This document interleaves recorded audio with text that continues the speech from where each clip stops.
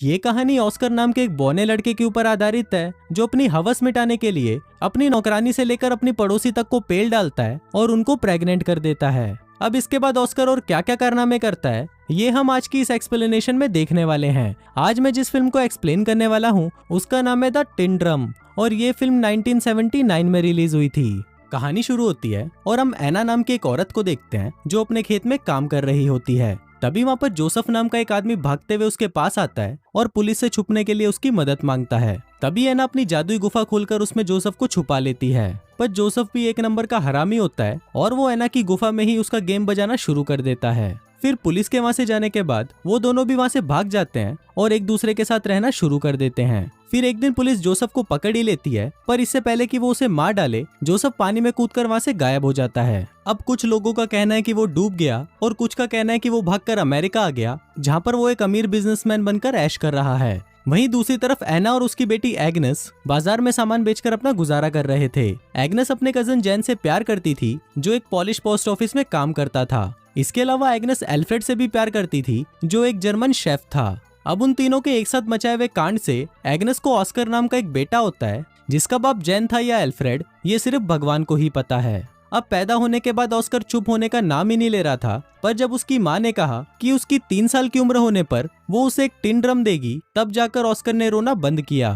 फिर 3 साल का होने पर जब ऑस्कर ने अपने बर्थडे पार्टी में लोगों को शराब पीते हुए और नंगा नाच करते हुए देखा तो उसने डिसाइड किया कि वो कभी भी बड़ा ही नहीं होगा और अपने इसी महान काम को पूरा करने के लिए वो सीढ़ियों से कूदकर नीचे गिर जाता है। और अब उसके बाद से ही ऑस्कर हमेशा के लिए 3 साल का ही रह जाता है। ऑस्कर कभी भी अपने टूटे हुए ड्रम को खुद से अलग नहीं करता और जब भी कोई उससे वो ड्रम छीनने की कोशिश करता है तो ऑस्कर इतना जोर से चिल्लाता है कि वो अपनी आवाज से कांच को भी तोड़ देता है। अब टाइम बीतता है और हम देखते हैं कि ऑस्कर अब 6 साल का हो गया है, पर ना तो वो बड़ा हो रहा था और ना ही वो अपने टूटे हुए ड्रम को छोड़ रहा था। और अगर कोई उससे वो ड्रम छीनने की कोशिश करता तो ऑस्कर अपनी आवाज से कांच तोड़ देता। अब ऑस्कर की इस पावर को देखकर डॉक्टर्स भी हैरान थे, पर ऑस्कर के परिवार को सिर्फ ये जानना था कि वो बड़ा क्यों नहीं हो रहा। दूसरी तरफ हम देखते हैं कि एग्नेस हर गुरुवार को ऑस्कर के साथ शहर जाया करती थी और काम के बहाने ऑस्कर को एक दुकान में छोड़कर वो जैन के पास जाकर उसके साथ घचाघच किया करती थी। पर एक दिन ऑस्कर को अपनी माँ की इस चढ़ती जवानी के बारे में पता चल जाता है। अब कुछ साल और बीतते हैं और ऑस्कर अब 12 साल का हो चुका है। फिर एक दिन ऑस्कर अपने मॉम डैड के साथ सर्कस देखने जाता है जहाँ पर कुछ बोने लोगों को परफॉर्म करता देखकर ऑस्कर के मॉम डैड को भी लगने लगता है कि शायद ऑस्कर भी बोना है। फिर सर्कस खत्म होने के बाद ऑस्कर बैबरा नाम के एक बोने से मिलता है जो कि ऑस्कर के इस टैलेंट को देखने के बाद उसे अपने सर्कस में काम करने के लिए बोलता है। पर तभी वहाँ पर ऑस्कर के मॉम डैड आ जाते हैं और उसे अपने साथ ले जाते हैं। अब इसके कुछ दिनों बाद हम देखते हैं कि एग्नेस जिस दुकानदार के पास ऑस्कर को छोड़कर जाया करती थी वो दुकानदार एग्नेस से प्यार करने लगा था। वो उसे और ऑस्कर को अपने साथ लंदन चलने के लिए बोलता है, पर तभी एग्नेस उसे मना कर देती है और उसे चूतिया बोलकर वहाँ से चली जाती है। फिर कुछ दिनों बाद एग्नेस को पता चलता है कि वो प्रेग्नेंट है और उसके पेट में जैन का बच्चा है। अब इस बात से एग्नेस काफी परेशान रहने लगती है और परेशानी में वो बहुत सारी मछलियाँ खाती है जो खाना उसे बिल्कुल भी पसंद नहीं था। वहीं उसके पति एल्फ्रेड को इस बात से कोई मतलब नहीं था कि जैन के पेट में किसका बच्चा है, वो सिर्फ एग्नेस को खुश देखना चाहता था। पर क्योंकि ऑस्कर के पैदा होने के बाद एग्नेस को कभी भी खुशी नहीं मिली इसलिए वो उस बच्चे को जन्म नहीं देना चाहती थी और ज्यादा मछलियां खाने के बाद फूड पॉइजनिंग की वजह से उसकी डेथ हो गई।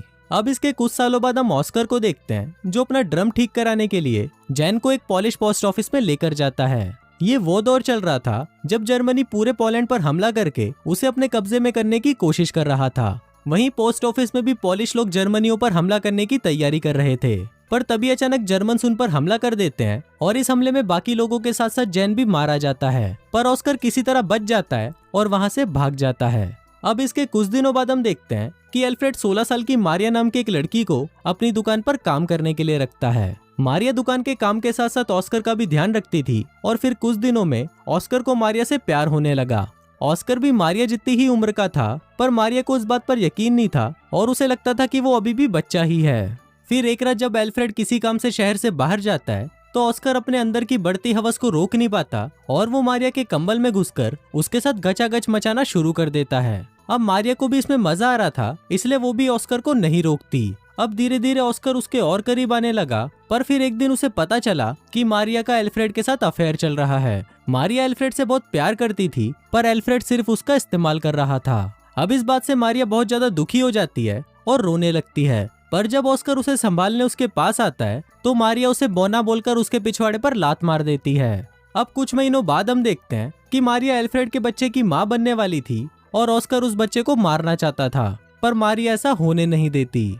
फिर इसके कुछ दिनों बाद मारिया एक लड़के को जन्म देती है जिसको पाकर सभी लोग खुश थे, पर ऑस्कर इससे बिल्कुल भी खुश नहीं था क्योंकि उसे लगता था कि ये बच्चा उसका है। दूसरी तरफ हम ऑस्कर के दोस्त बेबरा को देखते हैं जो कि वर्ल्ड वॉर 2 के दौरान नाजी आर्मी में एक बड़ी पोस्ट पर काम करता था। फिर एक दिन उसने ऑस्कर को भी अपनी टीम में आने को कहा जो कि पेरिस में एक परफॉर्मेंस करने वाले हैं। अब ऑस्कर उनके साथ मिलकर सभी को अपना टैलेंट दिखाने लगता है और इसके साथ उसे अपनी टीम की एक लड़की रोजविता से भी प्यार हो जाता है। अब टाइम बीतता है और हम देखते हैं कि ऑस्कर अपने बौने दोस्तों के साथ खुश था और वो अपनी जिंदगी अपने हिसाब से जी रहा था, जैसे कि खाना पीना और घचाघच करना। पर फिर एक दिन अमेरिकन सेना वहां पर हमला कर देती है और उस हमले में ऑस्कर की आइटम रोजविता मारी जाती है। अब उस हादसे के बाद ऑस्कर वापस अपने घर आ जाता है और वहां पर वो मारिया के 3 साल के बेटे को एक वैसा ही टिन ड्रम गिफ्ट करता है जो कि उसे उसकी 3 साल की उम्र में मिला था।